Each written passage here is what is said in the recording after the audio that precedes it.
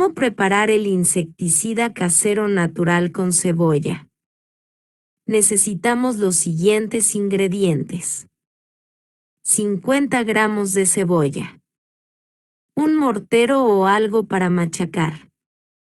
Cortamos la cebolla en cuadraditos, así trituramos fácil. En el mortero molemos una parte de los trozos de cebolla. Puede hacerse también en la licuadora, y hay que tener cuidado de ir colocando poco a poco los pequeños trozos para que pueda licuar bien. No debe quedar molido por completo. Solo hay que desprender el jugo de la cebolla, que es el que va a actuar como repelente de plagas.